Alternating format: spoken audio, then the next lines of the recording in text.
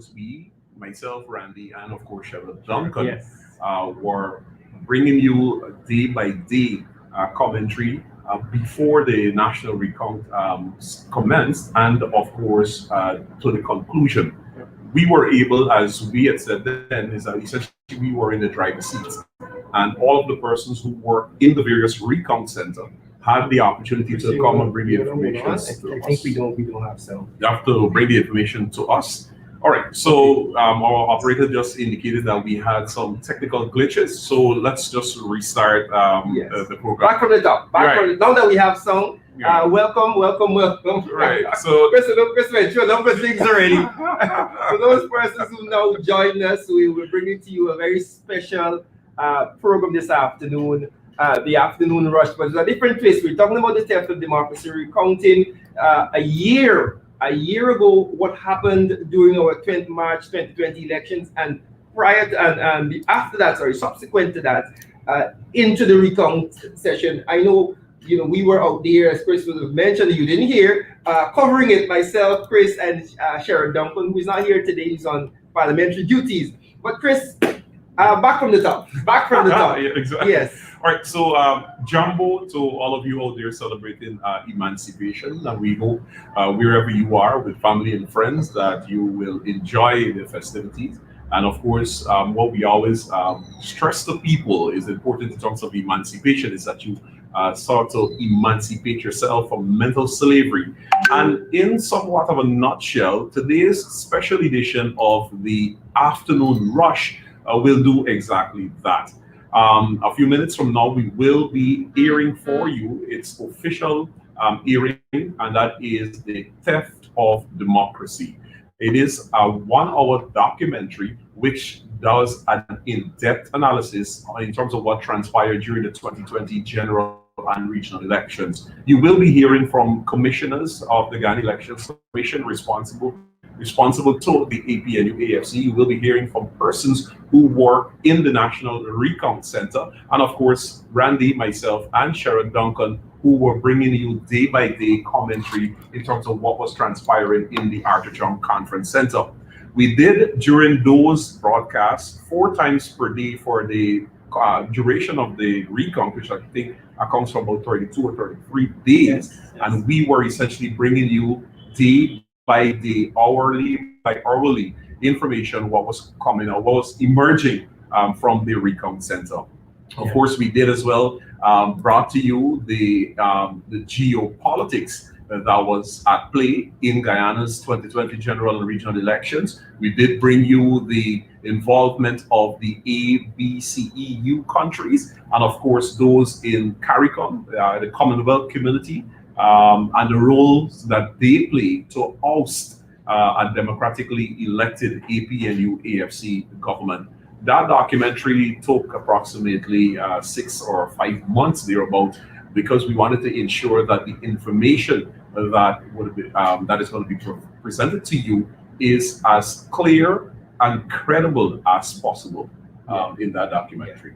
As we talk about a year on, Chris, as you would have mentioned, myself, you, Sharon Duncan, we were out there. We were bringing the information to the people for that 33 days, which led to this new movement to bring credible and valid information to the people. That was the start of it, so to speak. But we can reflect even before that, Chris, and I know the documentary will talk about a number of those things leading up to the actual elections and the recount. But even before that, we saw movement on the part of international actors. We saw movement locally to try and wiggle away and do things to set this stage as if, something nefarious is happening on the part of the APNU AFC. And I being on the front lines here, observing it every day, being a part of it, found it very amusing. I found it very amusing, and I don't know if other persons would have, it was almost laughable at some point, because you saw things like what was this the count coming up on with the 29th showing, the PPP won February 29th. February 29th, even before the elections. all of these things played out. And on the first day, as we recount, the first day of that recount, when we saw that, look, one book, the poll book was missing in region one. Yeah. And we thought that was, that was like so crazy. We didn't know what was coming. We had no idea that the recount would have dug up all of the mischief. Yeah. All of the mischief. And we're going to talk about that in more detail. But it was quite an experience for me sitting out there for those 33 days, seeing and hearing those persons who are in the recount building coming out and recounting these horrific stories, so to speak, about documents missing, people, Dead people. yeah, it was so crazy. Yeah, the statutory documents, Yeah. 40 plus boxes that were missing. Yeah. And of course, the general information that was emerging, and of course, those persons who it was discovered that died a year, 2 years, or several years before, but the names remain on the voters list, and on the day of the elections, those persons managed to cast a vote. Yeah. And of course, they were those persons who the General Registrar Office and of course the Immigrations Department would have confirmed Yes. that persons were outside of the jurisdiction. Their names are on the voters list, and on elections day those persons cast the vote. And that's why we said that the documentary that we will be sharing with you, it's an 1 hour documentary. It is an in-depth analysis in terms of what transpired during Guyana's 2020 general and regional elections, the interference by the international community, those in CARICOM, the roles that they played Yes. to oust democratically elected government of the day. So if you're now joining us, people, we are basically launching. This is the official internet launch of the Theft of Democracy documentary that we will be showing you in just a few moments, as we encourage you to share the live stream. Let your friends and family know that we're about to show the documentary that we're launching, because we want everybody to see what actually happened March 2nd and subsequent to that date, all the things that played out. So we want to be sharing with you that documentary. So we want you to stay tuned, and not only stay tuned, but share the live stream. All of those persons who are on right now. Edwin Warren said it wasn't amusing, it was a travesty and it was fraudulent. I think that is an apt description of what happened. It was a travesty. We saw our constitution being trampled up. In many cases, we saw people of the legal luminaries twisting themselves into pretzel shape to try and try to justify what was happening. Correct. We said, Chris, the recount order. Let's just deal with that before we get into the document, because we want to give people an idea of where we're going today. It has been a year now, and of course we have these petitions in the court. The petitions are still alive. Yeah. They will end up at the CCJ, where we hope, given the new dispensation in geopolitics, that there isn't so much pressure on the court. Exactly. And I say that knowing fully well Yeah. that people pick up on that. Yeah. No. I mean, it's generally that even in the documentary, persons are reminded, and I think credit to the APNU AFC and the Office of the Leader of the Opposition that this documentary has been done. Credit to those researchers, because I recall coming into the office here, you see those 18 plus young people working into the wee hours in the morning. I saw some of them leave it posting on their Facebook page that they're going home at 3:30 in the morning and so forth. So the in-depth analysis in this documentary, which chronicles all that transpired during Guyana's 2020 general and regional elections, and it refreshes people's memory in terms of the role that Mercury and Cambridge Analytica played in the elections, like they played in the Trinidad and Tobago's election, like they played during the Donald Trump elections. And that is why it was not by accident that we saw the People's Progressive Party Civic hiring Mercury Mm. as one of their firms that would bolster their support in the elections and so forth. Mhm. We read in those agreement between the People's Progressive Party Civic and Mercury that part of Mercury's role was to lobby senators of the United States Yeah. who will speak on behalf of the People's Progressive Party Civic, that they will issue statements, they will tweet messages, and so forth. All of that in an effort to bolster PPP's position, of which they didn't had. But you know, I mean, countries like Guyana, who are Guyanese or who are all foreign minded, it's like when the Americans speak or when the white guys speak, Mhm. it is something of some effect. So you had Mercury, who still have some of these very senators in the United States in their pocket because Mhm. they're paid to lobby on behalf of their customers. In this case, was the People's Progressive Party Civic,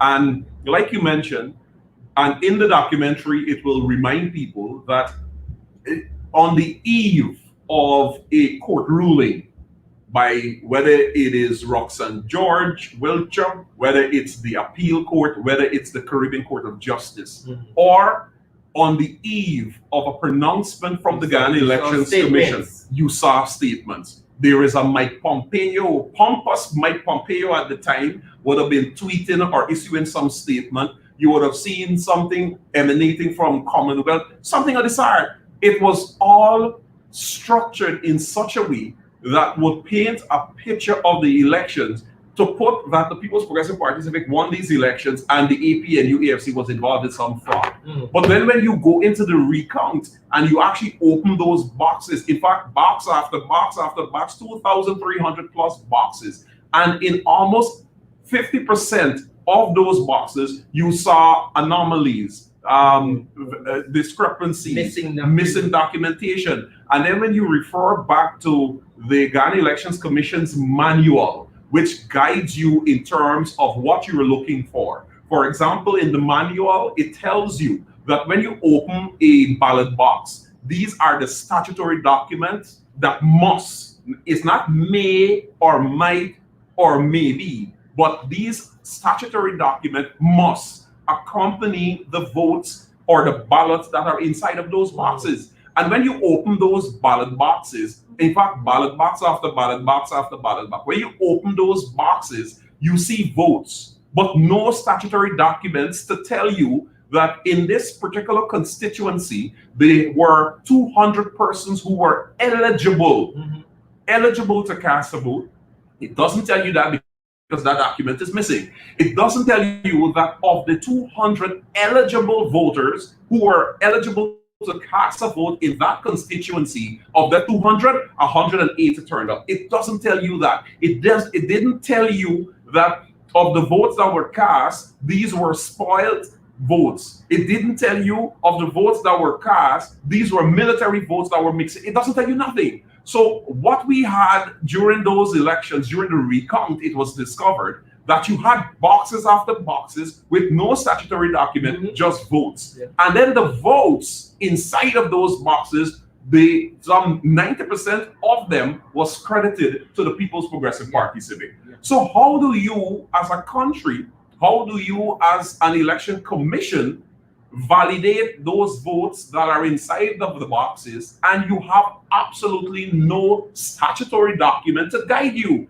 And it was an affront, it still is an affront to the people of Guyana, to democracy in Guyana, that the chairman of the Elections Commission, Khaled Singh, would rightfully stand in defense of the rules that govern GCOM and its procedures, that inside of these boxes you have no statutory document. Therefore, these boxes will be set aside, cannot be counted. And then within 24 hours, Khaled Singh came back, breached the GCOM's rule, breached the law, and breached her own integrity, and then said that those votes would be counted. Yeah. And mind you, just those 49 boxes on the lower East Coast, and this is just the lower East Coast, because there were anomalies, discrepancies in every single electoral district across this country. Yeah. But particularly on the lower East Coast, you had these 40 odd boxes with no statutory documents. And just those 40 odd boxes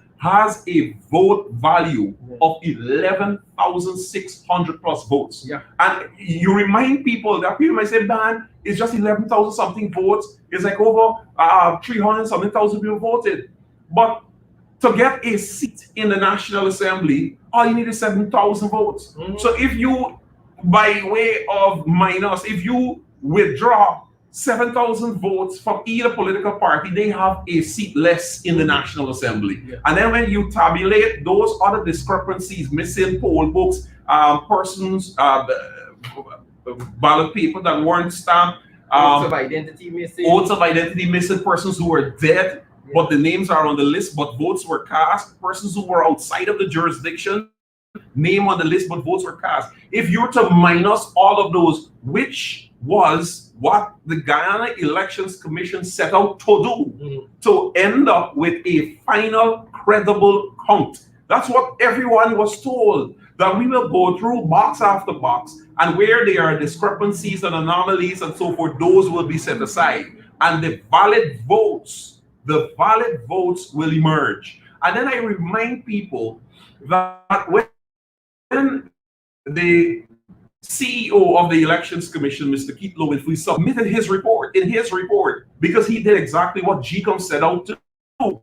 And in his report, it's clear the AUC one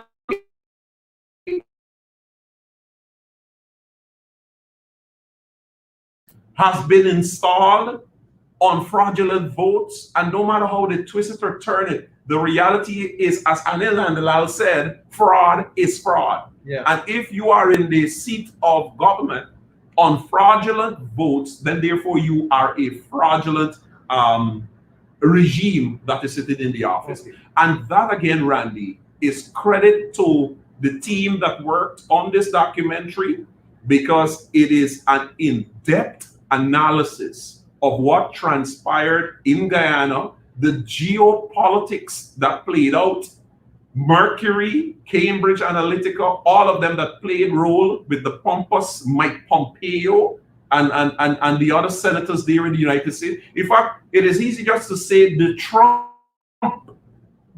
Trump senators, the Republican senators that played a role with Mercury and Cambridge Analytica to bring about geopolitics that we saw the ousting of a democratically elected government in Guyana.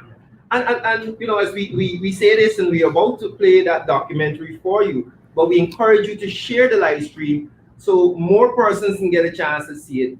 As many persons as possible can get a chance to see it. Share the live stream, folks, because we're about to play the documentary, Theft of Democracy. But before we go, Chris, before we go to that documentary, I want to remind persons that recount order set out to audit the boxes. It was very clear what the recount order intended to do.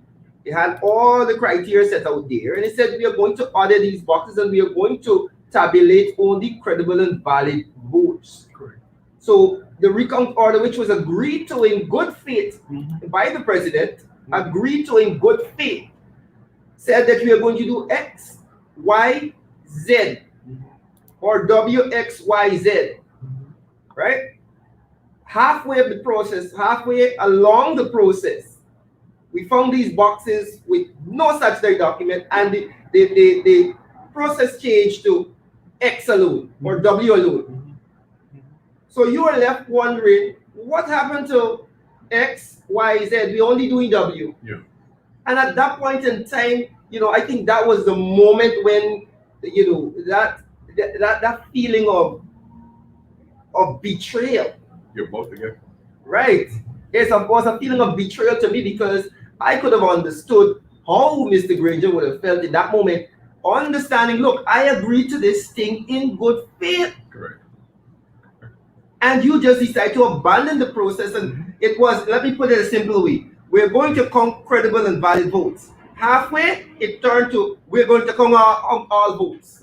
Correct. Count everything, bad and good, and just give Mhm. the PPP whatever number come out to that. And you know you're also reminded that when we speak about the geopolitics, as I mentioned before, and this is known, everybody when you hear the superpowers speak, everybody's supposed to tremble and whatever the case be. But I remind people that it was a foreign diplomat who was resident in Guyana was overheard telling the chairman of the Guyana Elections Commission that these elections are bigger than Guyana. That alone send the message that listen, it's bigger than Guyana, and as far as we're concerned, this regime have to change. And I mean, just recently, a person saw it on CNN. There was this investigation which Mike Pompeo is now speaking. The same pompous Mike Pompeo who constantly could have been tweeting and sending message that the AP and UAFC government must prepare for transition of government and step down and all of these things. It's the same Pompeo that information in the US is now coming out that Pompeo was trying to bring about some sort of military intervention in a country, some part in the world, because in Mike Pompeo's view, it would have aided Donald Trump's re-election. And we were saying, as we pointed out, that from what we were seeing in this part of the hemisphere, that target happened to be Venezuela. And of course, all on sundries aware, Guyanese are aware now because the information is out there, that there were advances that were made to the AP and UAFC government and former President David Granger that they wanted to set up a military base in the Barima-Waini region, Region 1, which is next door to Venezuela. And Guyana, like so many other Caribbean territories that I could say for some of them were, Caribbean territories have adopted a policy of non-interference in the internal affairs of a country.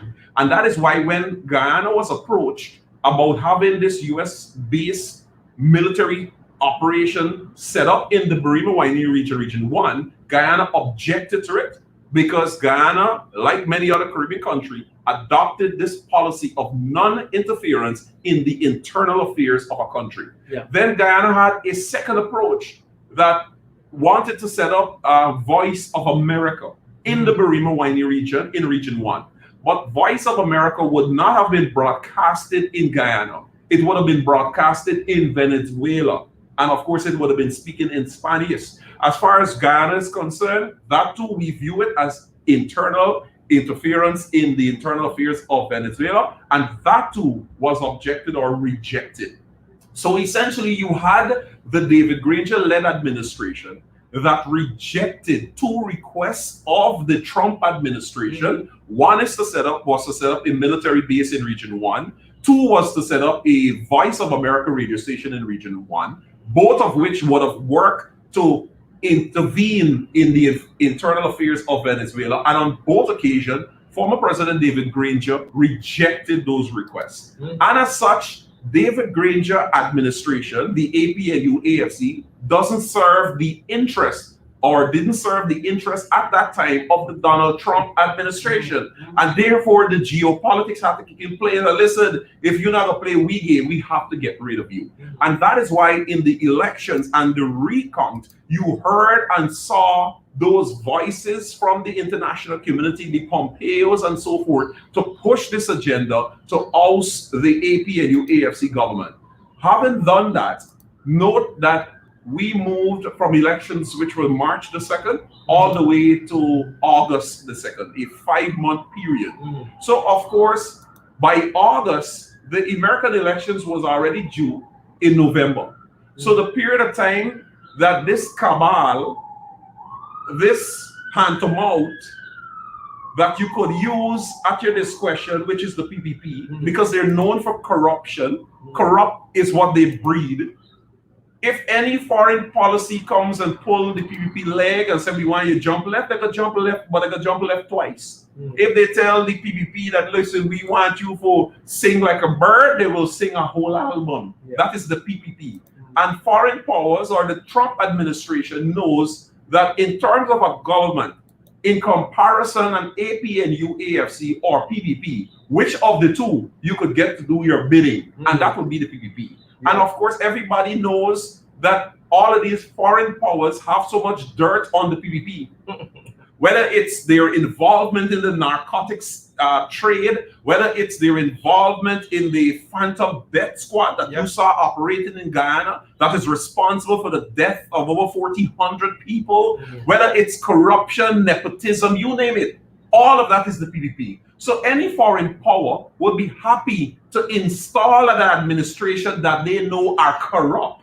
You understand? That will do their bidding. And you know for certain that you can't get that in a David Granger-led administration. And that is why this whole elections, the 2020 general and regional election, it was set. It was an election that was built to ensure that regime change happened in Guyana, that the APNU AFC government would have been ousted, and by any means necessary, the installation of the corrupt People's Progressive Party Civic. And that is what this documentary, Theft of Democracy, does in-depth analysis. And again, I want to credit the APNU AFC, the Office of the Leader of the Opposition, and those young people that work through the night in-depth research and provide that information. And those persons who contributed to the documentary. I want to say this before we head into the documentary, though, that what you explained there will be the shadow that will always follow this PPP regime. Right. The Irfan Ali-led regime will always be followed by that dark shadow of fraud. Fraudulently installed. No matter what they do, they will always be followed by that dark shadow. That's right. That's cast over this fraudulent regime and this country right now, that they are sitting there, the seat of power on fraud. That's right. On that said, let us jump right into it. We know you've been waiting. And we encourage you again to share the live stream, get the numbers up, let other persons get in on what we're talking about today. It's a year since the travesty, the fraudulent installation of this PPP, this oppressive, repressive regime. And we're going to give you an insight now into how we got here and how we got to suffer through this year, why we are suffering as Guyanese right now with the Theft of Democracy documentary. We hope that you enjoy.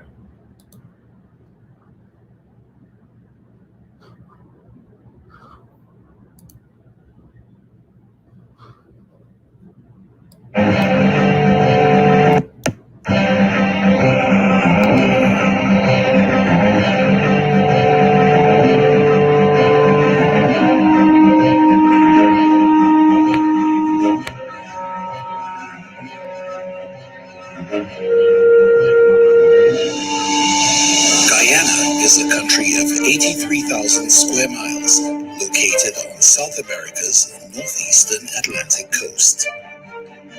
Divided into 10 administrative regions, general and regional elections are held using those administrative regions as the country's 10 electoral districts.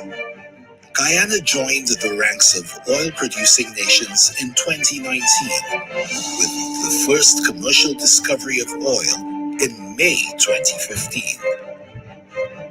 With the Partnership for National Unity and Alliance for Change coalition government restoring decency, integrity, and national pride, and with oil revenue expected to catapult development, Guyana was on the rise.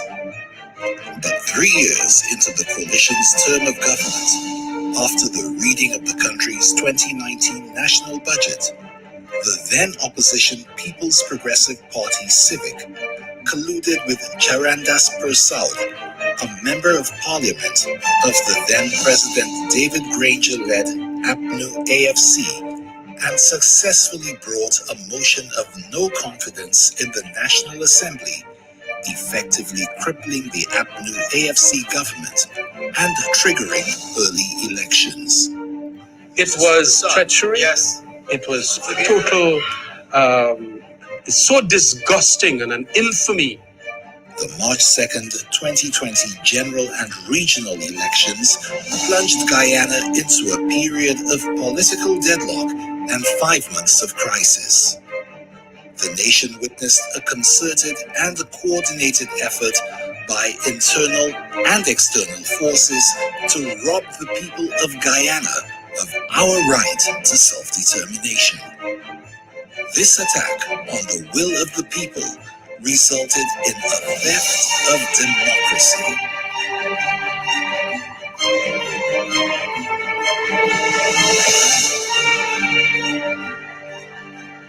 This presentation will examine how the People's Progressive Party Civic stole the March 2020 elections in Guyana and what this means for our country and democracy.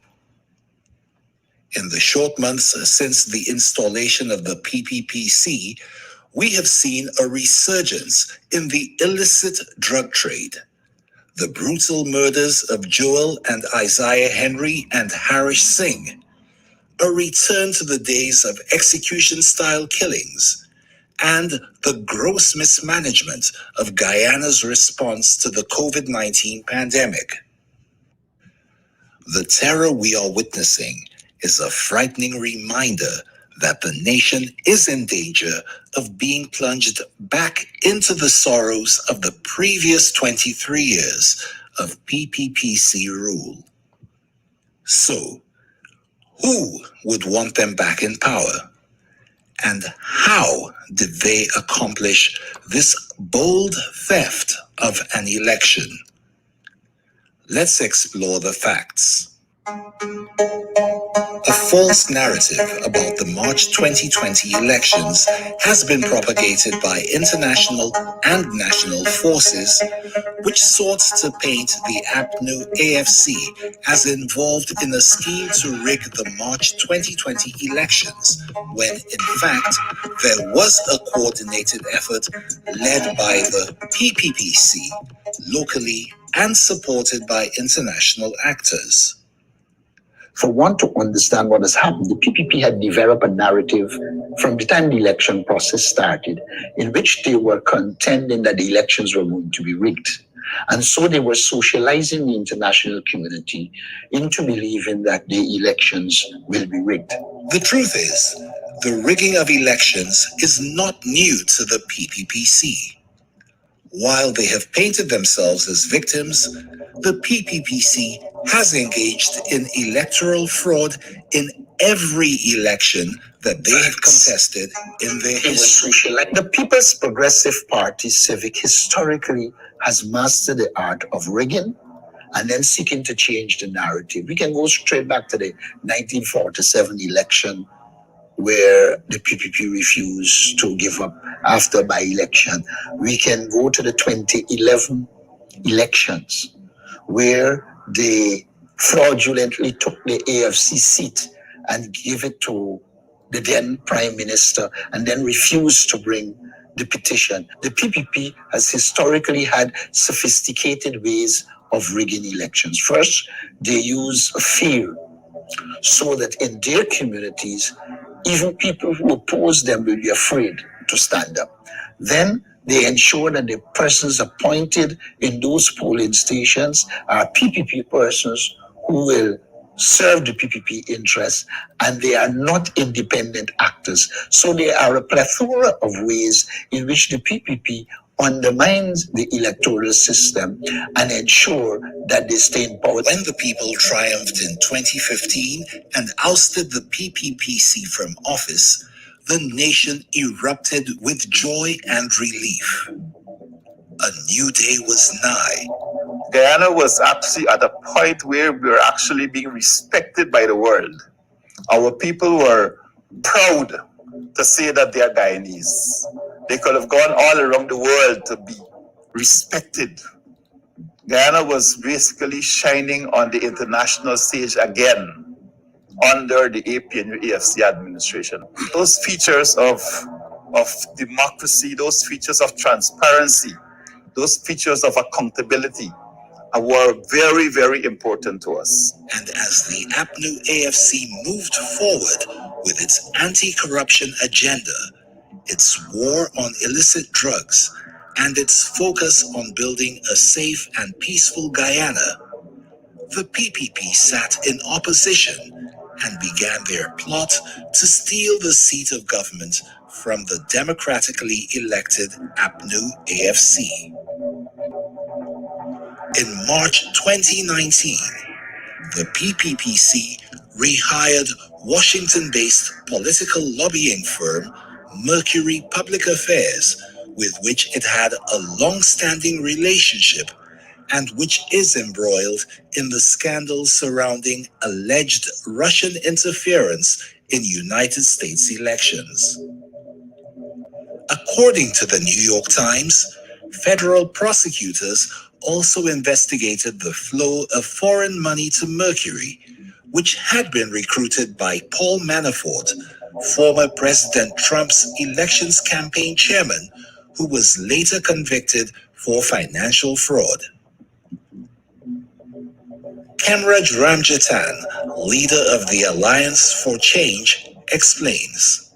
In 2014, Donald Ramotar and the People's Progressive Party as a whole paid $420,000 to Cambridge Analytica after they found out that Cambridge Analytica can make you win elections. Okay? And Cambridge Analytica then started the process of identifying thousands of Guyanese who are persuadables, who can hate the coalition and love the PPP and can make a switch to go there, knowing their profiles, their psychological profiles. It is a very comprehensive set of surveys that they have to do, but they have a skill and an art and the technologies to do that. Mercury was not any public relations firm. Mercury was a co-partner with British Analytica since 2015-2014 time when Donald Ramotar had made the payment of $420,000 US. Then Jagdeo made 130 or 34 million US dollars, Guyana dollars, the equivalent to Mercury. The plan was set in motion when in November of 2018, the then opposition leader, Barrett Jagdeo, tabled a no-confidence motion against the David Granger-led government.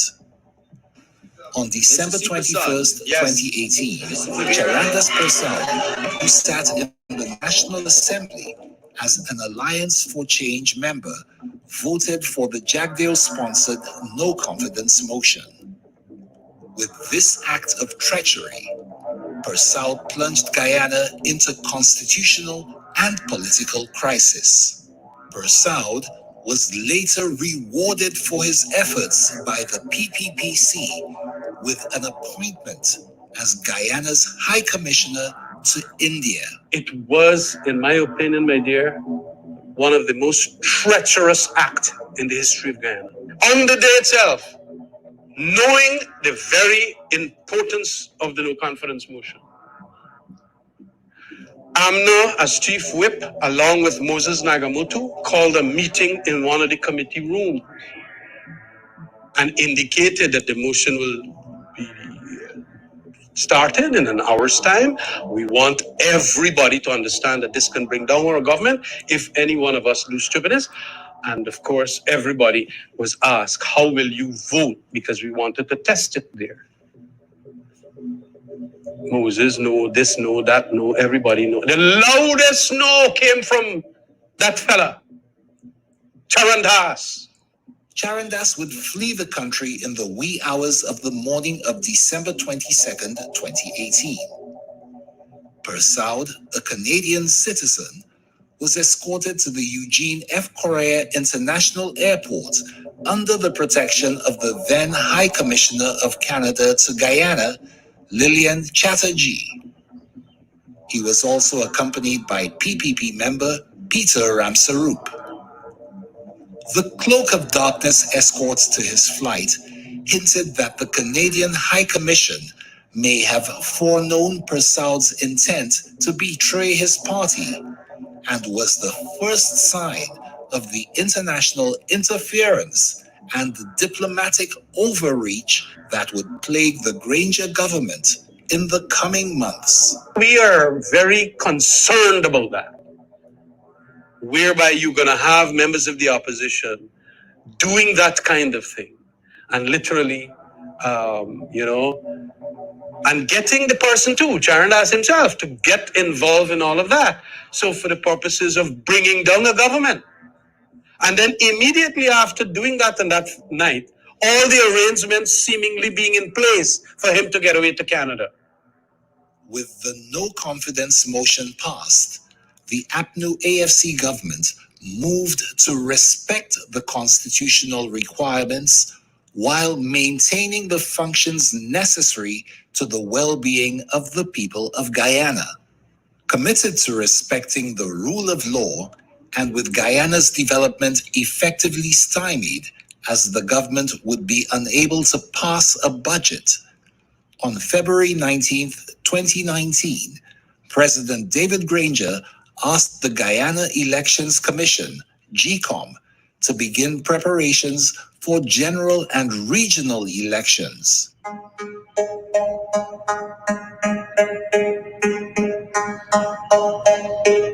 Former President Granger accepted Jagdeo's pick for the post, and Justice Claudette Singh was sworn in.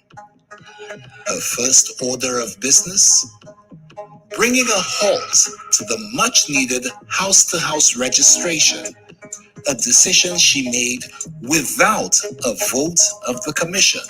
Well, it was discontinued by Madame Claudette Singh because she said that the time period for the elections was getting too long away from that time, that she was of opinion that the elections ought to be held after the no confidence motion. So she felt that a further continuation of the house-to-house process will take up a lot of time.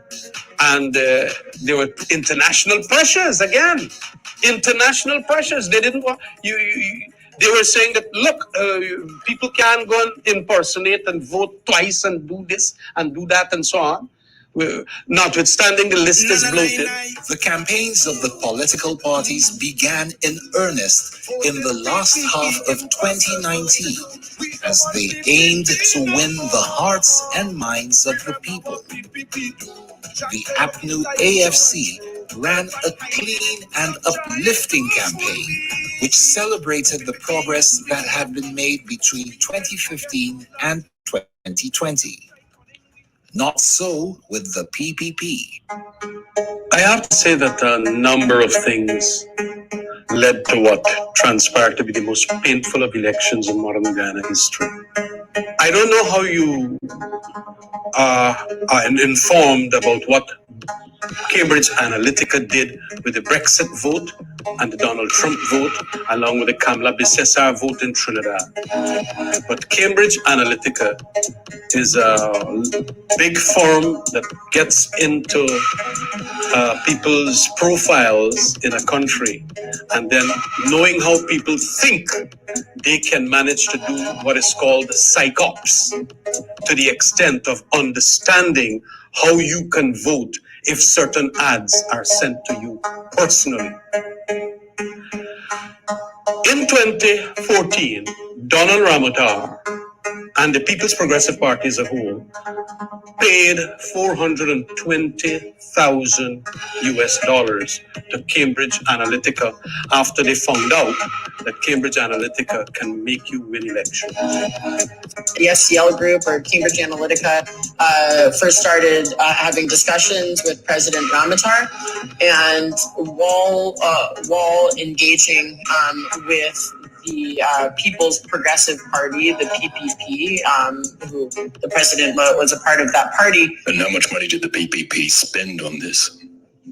This particular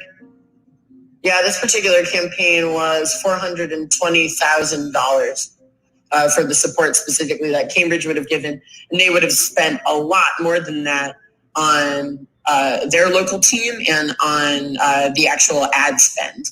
Something nefarious was afoot in the PPPC camp. Their plan, as we will see, was centered around taking advantage of the weaknesses created by a severely bloated voters list, which included people who had died since as early as 2001 and an insidious racist campaign waged on social media. Kemraj Ramjatan explains. However, in 2015, they did not manage to start the process of sending the ads based on that survey to these individuals.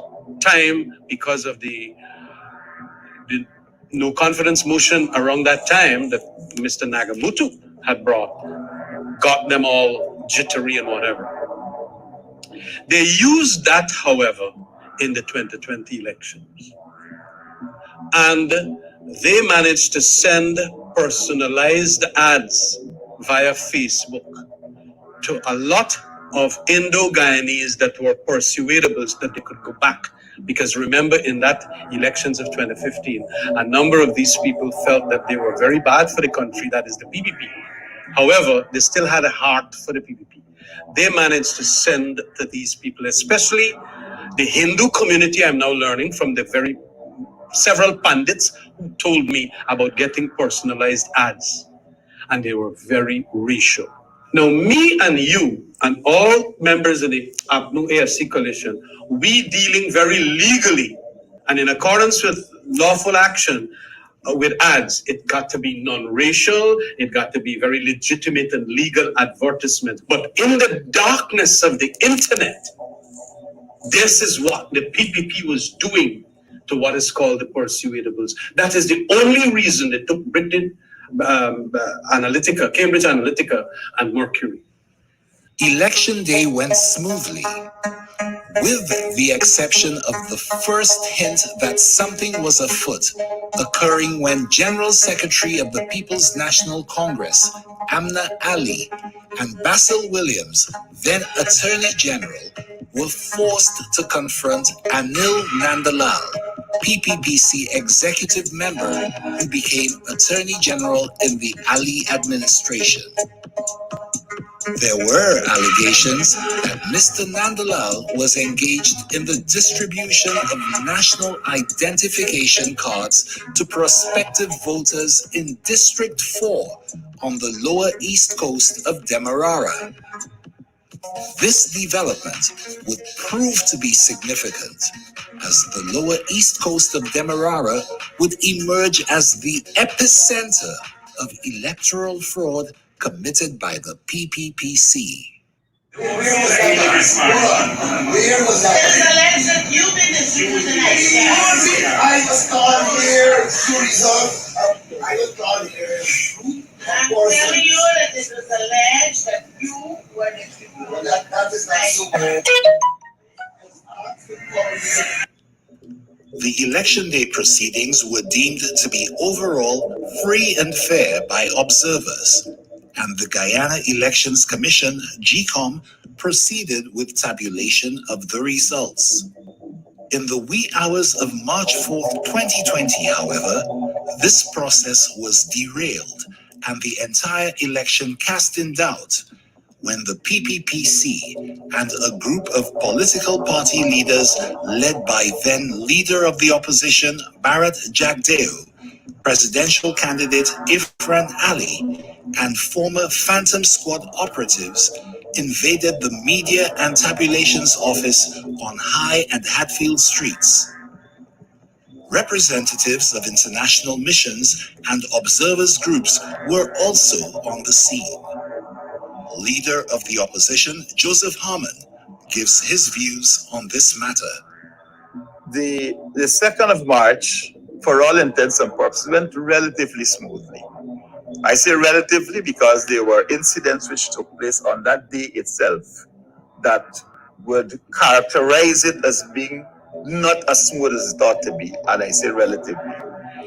So that after the election, the voting was completed on the 2nd of March, and the Elections Commission started to do its work to claim a victory. And this was not just only a local arrangement, it was an arrangement which involved foreign players as well. They had created this illusion of a victory and even put out results which were created before people voted and had it posted on the internet, which showed that they had won. results which were dated the 28th or the 29th of February, because I think that the year had 29, that was a year of a February 29 days. And so dated that day, even before people voted on the 2nd of March. So this was all created, this was all a narrative that they had prepared well beforehand, knowing fully well that they did not have the popular support on the ground. A shocking display of aggression and threatening behavior ensued as GCOM staff were terrorized and bullied. Another invasion of GCOM occurred on March 5th as the then opposition PPPC and their agents sought to obstruct GCOM from proceeding with its constitutional duties. It was reported that GCOM chair, Justice Singh, was barricaded in her office, which was eventually breached by the PPPC insurrectionists. Officers of the Guyana Police Force struggled to bring order to the situation. They orchestrated what I call an invasion, a démarche on the Elections Commission office in District 4. And so there was a stampede almost on the office of Elections Commission in District 4. But because our system is not as developed as others in the developed world, I can now fast track to the 6th of January as to what happened on Capitol Hill in the United States of America, for people to understand what happened here on the 4th of March, 2020, when the supporters of Donald Trump invaded Capitol Hill and behaved in all sorts of manners, saying that they wanted to stop the actual verification of the votes. In the wake of these events, the silence of the various international observer groups and missions was deafening. In fact, their presence and actions during the invasions ought to be closely scrutinized. What was the role of the ABCEU countries and their representative organizations in what occurred between March 4th and 5th is a question that must be answered. The entire PPP executive, they had assembled the foreign diplomats who were here in Guyana, were present, and so it's as if this was a stage production. You had something that prepared and you call up all of your supporters and all the troops and say, okay, this is what is going to happen. So everybody is there. And so there was a mashing up of the election office. Broke down doors, carried out boxes. These are all captured on tape. The aggression by the PPPC against the GCOM offices fueled their supporters, and on March 6, 2020, violent protests erupted in the villages of Lusignan and Monrepo. PPPC supporters burned tires, blocking the main public roads along the lower East Coast corridor. So that was what I call election violence. Election violence. And it triggered violence perpetrated by the PPP in many of the electoral districts of this country. A violent mob at Bath Settlement unleashed a horrific attack on a school bus donated by former President David Granger. 4 school children were injured. A policeman was shot, and a protester lost his life after he attacked police. A car transporting a nurse and her young children were attacked, forcing them to flee for their lives. Anytime the PPP wants to mobilize, they want violent confrontation, they go to that community. And so they had these fires and so on the street. The police came to try to bring some order, and they were confronted They were confronted by hooligans. People were chasing a police unit with cutlasses on the road. One of the persons who was involved in that, I think the police shot him, and he unfortunately died as a result of this. But several of the policemen, including a sergeant and 2 constables, were chopped, viciously chopped, and had to be rushed to the hospital. Policemen were plunging in trenches and so on to get away from this violent mob that had been activated by Barrel Jack Dio and the PPP executive.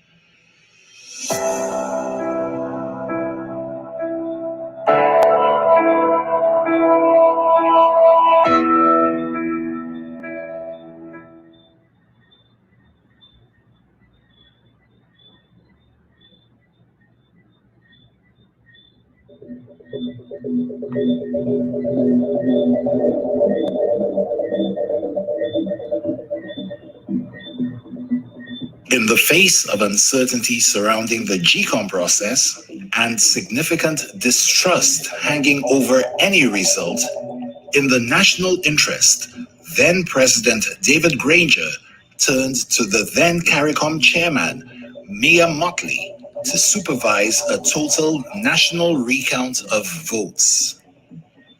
The recount would be conducted by GCOM and supervised by a 3-member team from CARICOM. The Arthur Chung Conference Center was designated as the site for the national recount, and GCOM had the responsibility for ensuring that the facilities were set up in accordance with COVID-19 protocols, as the first cases of the virus had just begun to emerge in Guyana. The APNU AFC was optimistic that they would be vindicated by the recount process and be returned to office. The recount exercise would see for the first time in Guyana's history all ballot boxes from the 10 electoral districts being reopened before an official declaration of the elections by GCOM. Mr. Vincent Alexander is one of 3 APNU AFC nominated commissioners to the Guyana Elections Commission. The Guyana Elections Commission could be considered to be having 2 aspects. The commission per se, which is made up of 7 commissioners, 3 commissioners who are nominated by the leader of the opposition, and 3 commissioners who are nominated by the president, all of whom are appointed by constitutional instrument by the president, and the chairperson, who is taken from a list by the president, presented to him by the leader of the opposition. And those 7 persons make up the commission, and for all intents and purposes, we are 7 commissioners, with the chairperson being the first among equals. A total of 2,339 boxes were to be examined. 14 counting stations were established, along with a tabulation center. Each counting station would be manned by GCOM staff, and each political party was allowed 1 counting agent per station. Observers were allowed to scrutinize the proceedings. My disposition to the recount is that there was an order, and I had a particular understanding of the order. That order provided for determination of the validity of ballots cast. That means that the order could provided for the determination of whether people impersonated, etc., in the process of voting. And in fact, as far as I know, and I think there's factual evidence to show that information was provided to show that there were people who were on the register of the dead, for whom votes were cast, and there were people who were overseas for whom votes were cast. And I am being very unequivocal about this. The document that governed the recount was Order 60 of 2020, which set out clearly the process, which stated, one, we will have the recount. That in the recount, there will be an observation report in which all the details of what transpired will be placed. And then the observation reports will be discussed, and you will arrive at a position as to the legitimacy of the elections. On May 6th, 2020, GCOM commenced the national recount that would last 33 days. Ganesh Maipal and Colin Bino were recount agents for the APNU AFC. They recall the optimism with which they entered the process and what they understood the aim of the process to be.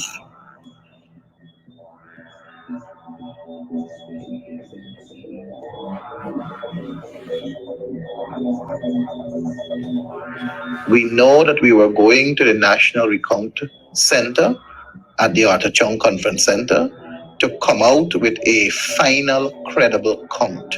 That is what Order 60 of 2020 said, a final credible count.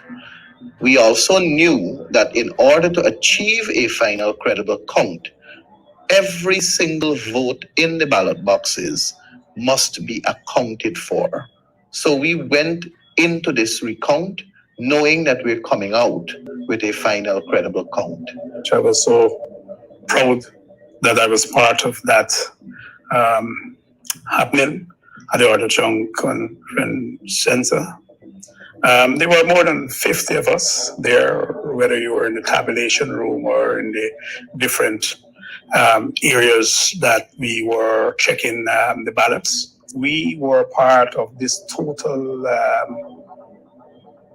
auditing of this election results per se. We were tasked with the responsibility of observing the opening of the ballot boxes and the counting of the votes, but not only counting of the votes, ensuring that there is legal votes in the boxes. Some of the basic things we look for when you open a ballot box was to ensure that the statutory documents were there. The statutory documents, and here we talk about not only ballot papers, we talk about certificates of employment, oath of identity, we talk about counterfoils and those things.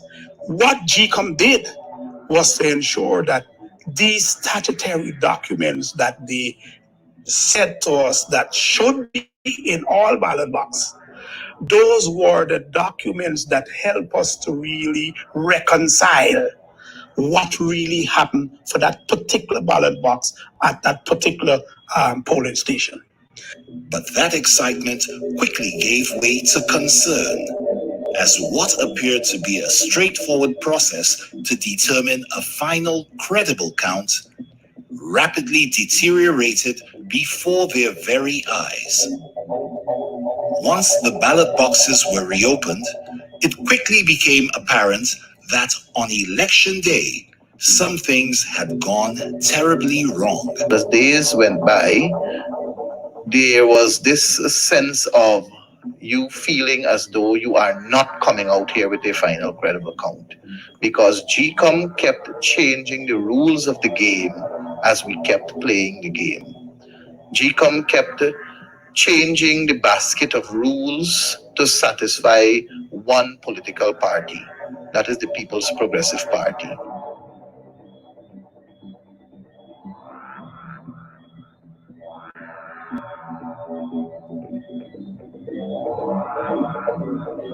Throughout the process, the rules kept changing.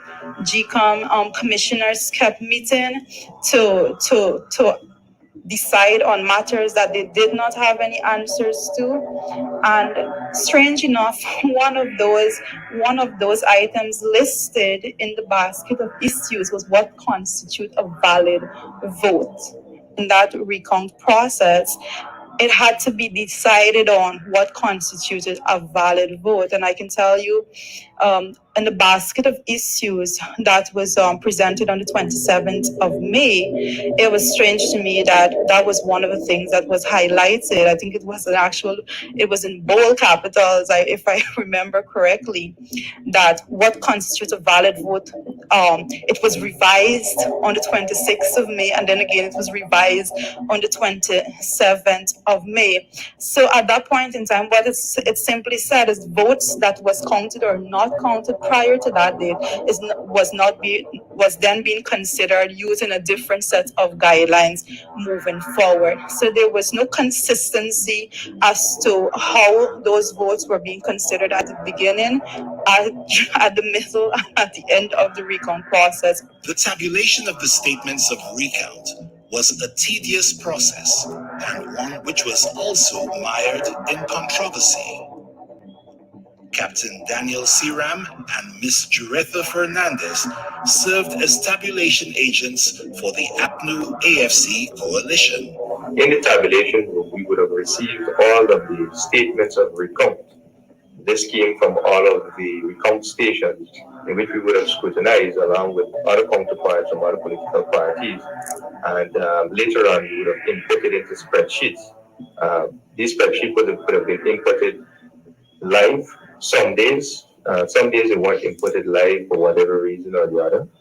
And then also, we would have fought very hard to also have the statements of the summary of observations for the statement of recounts being read out. So when we went to this recount process, it wasn't just counting votes 1, 2, 3, 4. Throughout the day, we had the recount stations doing what they did, and we started off at later on in the evening, the tabulation center. Now, all of that information would come to us, and we will document it and so forth. So we would be in constant contact with the agents in the recount station, so we would know some of the things that are happening.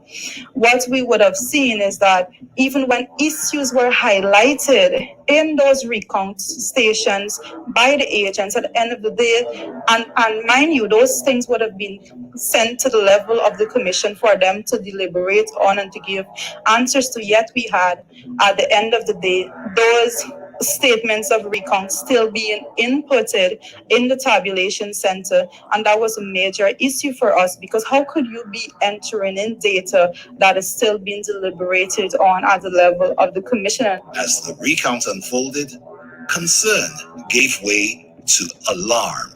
And shockingly, we were not able to verify hundreds of thousands of votes. You had dead people's names that were ticked off on the official list of electors, but they voted. You had people who migrated from this country and they did not return on the day of election, but they voted. You had missing oaths of identity. You had unsigned oaths of identity. You had missing poll books. A number of irregularities, abnormalities, and anomalies were unearthed. We also discovered that they were talking about oath of identity. That was on the report that is in the particular ballot box. But you did not find in that ballot box those documents, the actual oath of identity, to really show you or to justify that, yes, this particular polling station, 23 persons took oath of identity, and here are the documents in order to confirm that, so you could have a clear reconciliation as to totals. You did not get that. So we had those problems occurring. Coming down from the East Bank areas and Central Georgia, we would have found a lot of documents were discarded because they didn't have the official GCOM mark on it. That is the official GCOM stamp. So you would have voted, but then because of some official at the polling station that didn't stamp your ballot correctly, all of those votes would have been discarded. In order to ensure that the people of Guyana received first-hand, credible information on the recount, the APNU AFC carried full coverage of the events. Christopher Jones, Randy Critchlow, and Sherrod Duncan spent 33 days outside the Arthur Chung Convention Center reporting on the recount. It was a ringside seat for us because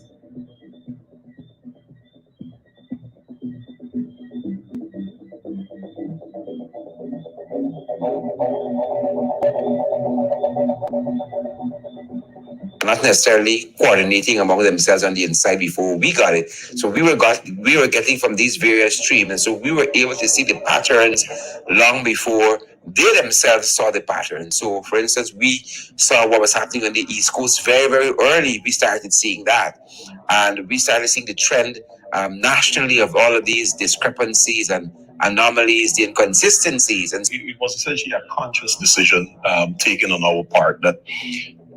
For the want of information, we will ensure that we are present where the information could be sourced, and hence the setup outside of the Arthur Conference Center. And we can tell you literally from day one, with the commencement of the recount, is that anomalies, discrepancies, missing poll books, and the full gamut. I think subject to correction.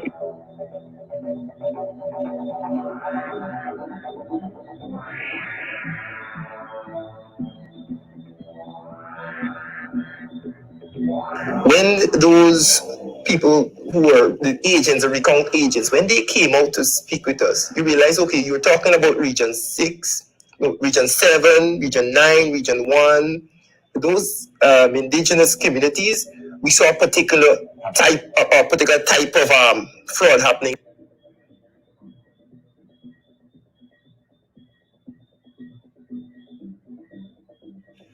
In addition to the mountain of irregularities and anomalies already discovered, a disturbing trend began to emerge. But it was the Thursday afternoon that we were just about to start tabulation. Direct and I would have noted there about 3 to 5 boxes, all of them having the same issue. Yeah. No statutory document. We would have reported the matter to the GCOM staff, the CEO as well, on that Thursday afternoon, and our party leadership. On the Friday, I think at close of play on that Friday, by midday we would have had 21 boxes with the same issue. No statutory document.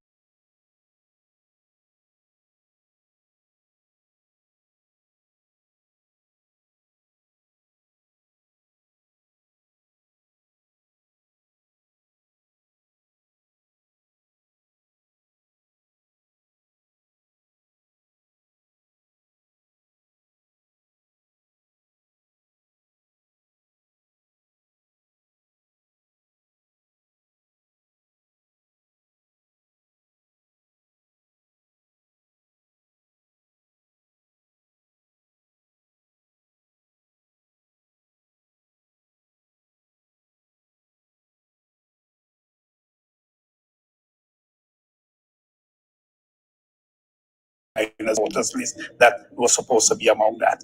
You understand me? So you can't count to really do that reconciliation.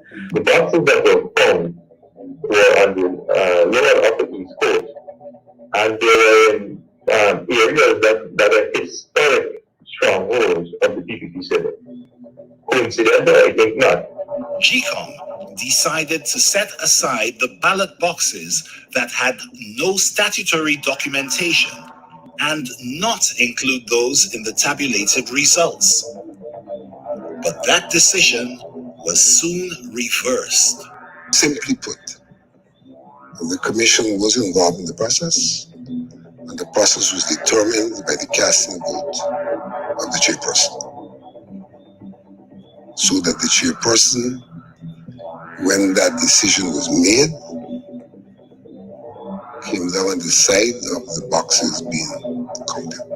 When the first issue with the statutory document was raised, it was sent to the tabulation room and said an investigation would be done. The CEO of GCOM was called in by the commission to conduct an investigation on those statutory documents. One that the public has only heard about, but has never been addressed up to now. I make this known here because it's a published statement that was made. The CEO was called in during the recount to investigate the 40 plus boxes at the time. Are you telling me during an ongoing investigation, the commission would have made a decision to tabulate polluted votes, I would call them, in this election? What remains unanswered in my mind is why, when those persons responsible for those boxes, those GCOM staff, when they were called to a meeting at GCOM, nobody turned up. GCOM called that meeting, and the chief elections officer told this nation that none of those persons turned up. The 47 ballot boxes from the lower east coast of Demerara, which were discovered to be without any statutory documentation, accounted for in excess of 11,000 votes. To understand how this would affect the outcome of the elections, 7,000 votes equal one seat in the National Assembly of Guyana. The PPPC currently occupies the government by a one-seat majority. The requirement is that certain documents are filled out and returned to GCOM. It is only during the recount it was discerned that those documents had not been returned, and therefore that deprived us as a basis for what I would consider a proper count of those ballots, because one, in the first instance, could not say how many names were struck off in the various polling stations, and therefore one could not say that the number of ballots found were in fact equivalent to the number of persons who, by the record which should have been there, would have turned up to vote. So that for me, the entire process was eroded by the absence of the documentation in those 47 boxes. One could not give a proper account for what took place in those ballot stations in the absence of that information. Interestingly, once GCOM decided to tabulate the universal votes, calls from the international community grew louder for a declaration of the elections to be made based purely on the tabulated count. Threats of sanctions and the cutting off of development aid swiftly followed. The reality is, as the recount manifested the illegalities that occurred, particularly in PPP stronghold, we saw a shifting of the goalposts in which, rather than having the observation report and deal with all the issues that the recount revealed, the narrative became that we only counted the ballots. It didn't matter whether they got there legally or illegally. It is noteworthy that the ABCE countries, the international media, and international organizations sided with the PPPC and ignored all the issues related to the findings of the recount process. Meanwhile, at the level of the GCOM, the APNU AFC nominated commissioners were advocating for a legal solution which would ensure that no legitimate voter was disenfranchised. These were all rejected by the chairman of GCOM and the PPPC nominated commissioners. Because it is my view, it was then and is my view now, that every person who voted should have the vote counted. Therefore, you could not simply say you will not count the 47 boxes, because undoubtedly there were persons who did cast a vote in those particular areas. So what does one do? You can't account for the votes because of the absence of the documents, but you can't arrive at the conclusion that you simply cannot count those votes and cast them aside. And in that circumstance, instance, I prefer the idea that there were two options to us. One option is to go for a by-election in that area so that we can ensure that the people who voted, that their votes would in fact be taken into consideration. But at the same time, a by-election would provide for accountability because then it would ensure that all of the documents required are available. If not a by-election, the other option was to run over the entire elections. For the reason that there were 47 boxes, and those 47 boxes represented a number of votes in addition to the impersonated votes that made a difference in the results. But why the calls for GCOM to declare tabulated results when thousands of votes could not be verified? Why would pressure be exerted for GCOM to include votes cast in the names of dead persons and persons not in Guyana on election day? Why not allow GCOM to determine a credible final count, as was its intention with Order 60 of 2020? By the end of the process, evidence of massive electoral fraud affecting hundreds of thousands of votes was uncovered in what appears to be a systematic operation by agents of the PPPC employed as election day staff by GCOM. From its insistence that only the Region 4 boxes should be recounted, to the stubborn objection to an audit of the votes in the boxes, the PPPC used every avenue to frustrate the will of the people. We commissioners, who should have been in receipt of the statements of polls for each and every polling station, abandoned our duty in relation to District 4. We didn't any longer sit there collecting authentic statements of polls, checking them, and we were checking them with ultraviolet rays to ensure that every statement was a valid statement, and then signing off and commissioners receiving copies. We abandoned the exercise. And so in a sense, what we did made it possible for the declarations right along in the various districts, when brought forward, to be checked against results that we had that were valid and authentic, and therefore putting us in the position to respond negatively or positively to what was before us. That wasn't possible because we abdicated our duties. We did not collect the statements of polls for exactly the area in contention in Region 4, District 4, and more particularly the East Coast. And so, in my humble opinion, much of what occurred could have been avoided. To whose benefit, I don't know. If the commissioners had stayed the course, collected all of the statements, and was in a position to confront or interrogate the results being brought to the commission for final approval. Chief Elections Officer of GCOM, Keith Lowenfield, concluded that the elections were not credible. In his report on the vote recount, he observed that widespread irregularities and anomalies had contaminated approximately 60% of the votes. He stated that GCOM could only verify 185,000 of the 460,000 votes cast. You see, in electoral politics, you may have fraud. But if you can come to the conclusion that the fraud will have no impact on the final result, then though you acknowledge the fraud, you proceed to the final result. Is what it is.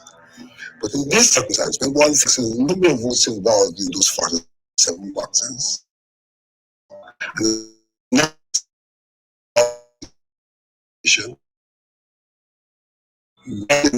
number of seats allocated basically comes without taking into consideration what I just referred to, then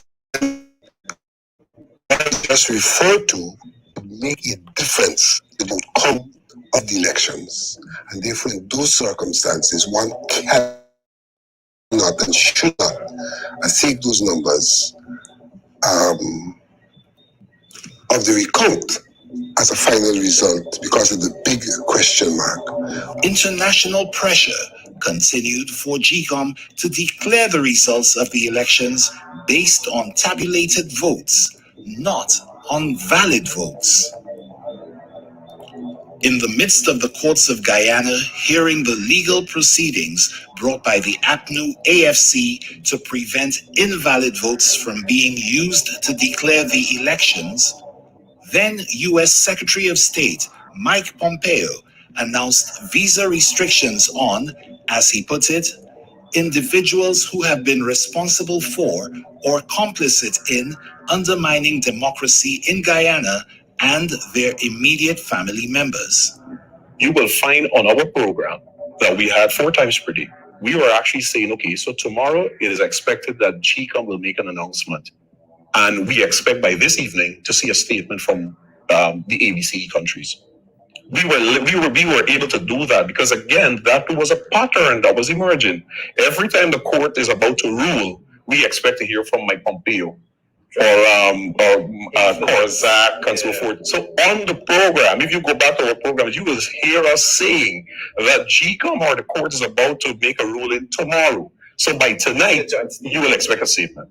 And the truth to bear, the statement came either overnight or just before midnight, the statement came.